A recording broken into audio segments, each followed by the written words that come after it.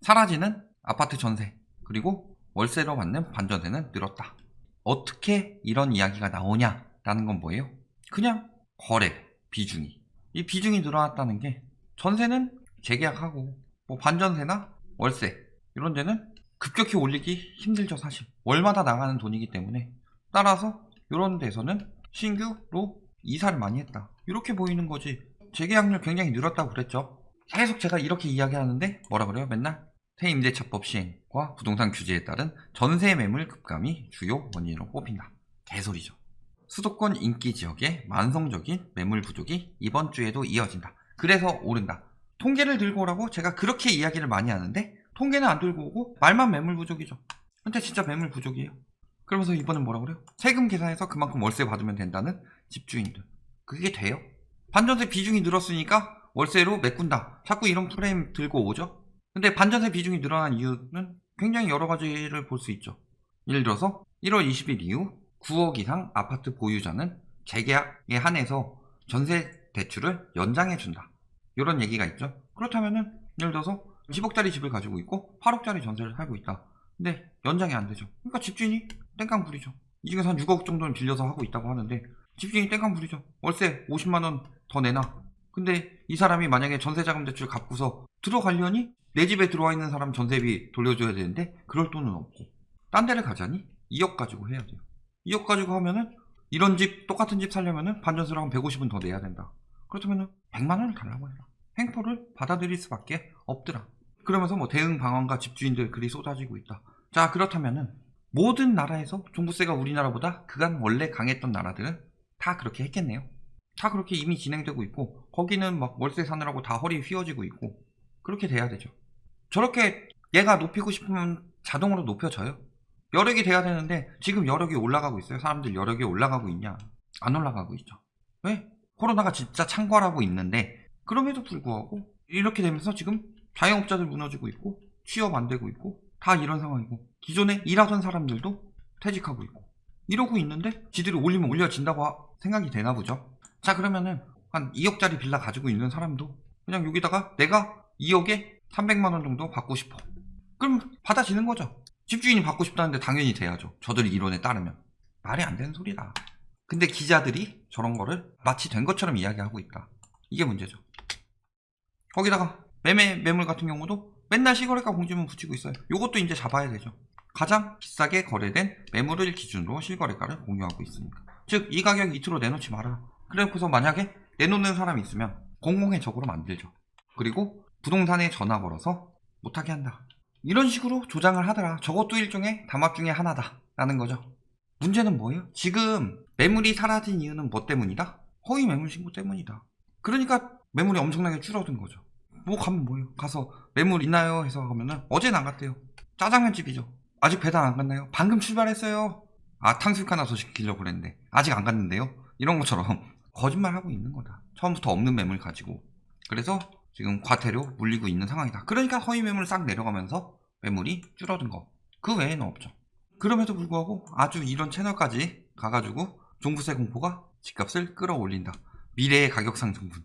미래의 가격 상승분이면은 미국 같은 경우 원래 우리나라보다 종부세 훨씬 셌었죠. 그렇다면 이런 나라들은 지금 우리나라보다 가격이 더 높아야 되는데 PIR 뿐만이 아니라, 그런데 어때요 지금 현황이? 강남이 웬만한 뉴욕보다 비싸요. 저번에 서울 한번 찍어서 보여드렸죠. 넘베어에서 평당 거래 가격 봤더니 홍콩 다음이 서울이더라. 그런데 무슨 여기서 미래의 가격 상승분이에요. 말도 안 되는 개소리. 종부세 올리면 가격 오르니까 종부세 올리지 마. 종부세 올리면은 세입자들 죽어가니까 종부세 올리지 마. 이런 프레임 만들고 있는 거죠. 되나 봅시다. 오랜만에 출연하신 이분. 세금은 절세가 아니라 감내하는 것이 되버렸다. 감내가 아니죠. 무리한 투기 매물을 뱉어내라. 어느 나라가 이렇게 공산주의처럼 하냐라고 하는데, 어느 나라가 이렇게 투기가 많이 들어갔어요? 비거주용 부동산의 투기 비율이 30%가 넘는다. 미국도 일본도 높아봐야 10몇 %인데 우리나라는 30%가 넘는다. 투기 공화국이에요. 부동산 투기 공화국. 감내는 무슨 감내예요. 그 전까지 능력도 안 되는 인간들이 남의 돈 빨아먹으려고 꽉 쥐고 안 놔준 거지. 독점이잖아요. 독점. 독점하는 거 막는 방법은 뭐예요? 징벌적 과세에 들어가면 되죠. 버티면 감내되나요? 1주택자 내는 거 얼마 안 돼요? 종부세는 다 대부분이 다주택한테 들어간다. 자꾸 1주택 프레임 잡는데 실거래가, 공시가격, 보유세 버텨집니까? 다주택자들 버틸 수 있으면 버텨라. 세금 많이 내주시고. 자, 다주택자들 뭐 안 내놓는다 맨날 매물 없다 하는데 강남 3구 매물 엄청 쌓이고 있죠. 벌써 한 달 만에 1000건 이상이 쌓였다. 15%가 넘게 늘어났다. 호가 뚝 떨어지고 있다. 이런 데는 앞다투어 보고 안 하고 오르는 데만 앞다투어 보고 하죠. 거래도 보면 어때요? 늘어나고 있죠. 뭐 단지별로도 이렇게 늘어나고 있다. 자, 보면 어때요? 매물 막 나오고 있죠. 전세가 계속 오르고 있다는데 왜 떨어지죠? 그런데 호가만 이렇게 높이고 있다. 호가만 높이고 있는 거예요. 자, 봅시다. 전세. 아까 전세 계속 매물 부족 이야기하고 있는데 마포구 2배죠. 자, 뭐 종로, 광주, 동구, 중구 다 늘어나고 있죠. 서울 중심으로 마포, 저기 은평까지. 서울 거의 다 매물 플러스죠. 영통구, 광주시, 분당구, 이천 이런데 지금 다 매물 늘어나고 있죠. 궁금하면 아실 가서 찍어보세요. 전세 매물 엄청나게 늘어나고 있어요. 지정된 데, 이번에 조정대상 지역 지정된 데 20일 정도 뒤에 보니까 어떻다? 매물 김포 늘어났죠. 부산, 수영, 해운대, 동래구 다 늘어나고 있죠. 남구 이런 데만 조금 줄었고, 그죠? 5건 줄었네요. 5건. 그 다음에 대구 수성구, 여기는 하도 호도가 많죠. 여기 그래도 수성군이 뭐니 하면서.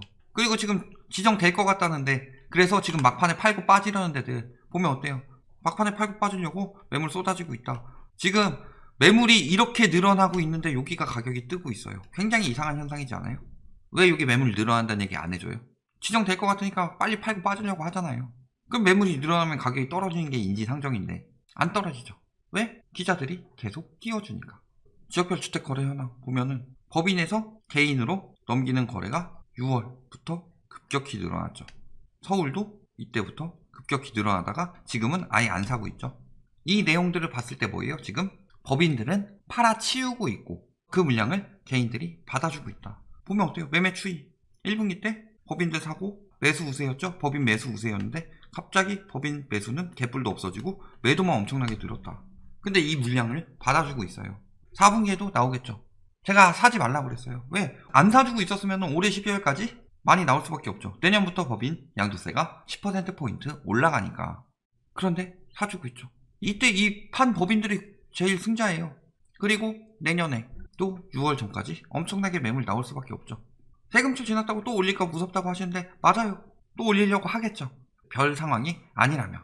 근데 일단은 이번에 종부세 강화가 엄청나게 무섭기 때문에 1월부터 5월까지 떨어지는 것이 예년이랑은 다를 것이다. 첫 번째는 그거고, 또 한 가지는 뭐예요? 내년에는 진짜 수요 없다. 첫 번째 시중금리가 오르고 있죠. 그 다음에 내년 6월에 대출 상환 유예가 6월에 끝난다. 물론 경제가 더럽게 안 좋아지면은 6월 이후까지 더 연장될 수 있겠죠. 그런데 경제 계속 안 좋아져서 여력 훨씬 더 많이 떨어지고 1월부터 5월까지 저 종부세를 부담 못하는 매물들이 엄청 많이 나오겠죠. 임대사업자 말소된 매물들 그거 다 이제 종부세 합산 과세 되죠. 그렇다면은 엄청나게 많이 나올 수밖에 없죠. 법인, 임대사업자 이쪽에서. 그럼에도 불구하고 더 오른다고 이야기하겠죠. 언론들은. 그래서 그 말에 사는 사람들이 생기면서 집값이 상승하는 모습이 보이면 올라가는 거예요. 원래 항상 막판에 그래요. 못 참고 못 기다리고 넘어가는 심리가 생길 때가 계속 있다. 그게 하이먼 미스키 모델에 나오는 현실 부정의 단계죠. 현실은 지금 대차반인데 오를 것 같다는 심리만 남아있다. 그게 하이먼 미스키 모델의 현실 부정이에요.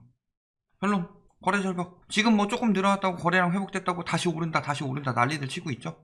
그럴까요? 이야기하지만 매물 누적되는 곳 지역들이 많다. 그리고 거래 절벽, 지금 지방 어디 뜬다느니 뭐 서울도 이제 회복됐다느니 하고 있는데 길게 갈 수 있느냐.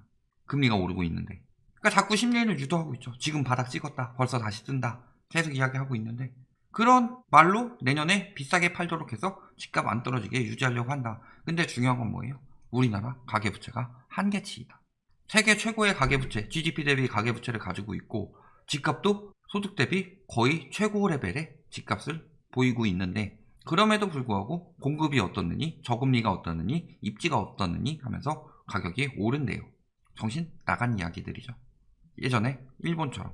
다만 우리나라는 LTV 규제를 해놨기 때문에 그렇게까지 폭망하지 않도록 막아놓은 조치임에도 불구하고 완전히 나라 망치려고 대출을 풀어줘라 하는 인간들은 매달 걸어줘야죠. 목매달 이런 거. 그 다음에 종부세 중과 확대되죠. 말소되죠. 법인 다주택자. 그 다음에 신탁 쪽에서 많이 나오겠죠. 증여 이제 잘 안 빠지죠. 취득세 종부세 중과된다. 그러니까 예년이랑 다르게 이러해서 5월에 더 많이 나올 수밖에 없다. 왜? 6월부터 팔면은 양도세도 박살 나는데. 그 다음에 이 거래 분석원 출범하고 또 뭐도 출범해요? 전월세 신고제.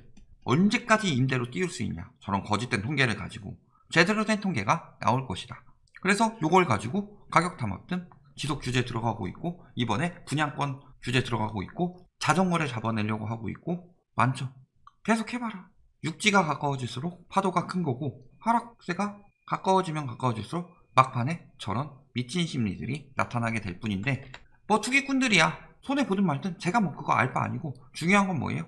실수요들이 저런 흐름에 넘어가면 안 되겠더라. 여기까지 말씀드리겠습니다.